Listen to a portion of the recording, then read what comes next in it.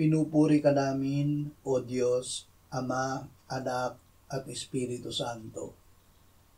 Salamat, Ama, na ibinigay mo sa amin si Jesus na iyong anak, na namatay para sa aming kasalanan, iyong muling binuhay, iniakyat at iniluklok sa iyong kanan sa langit.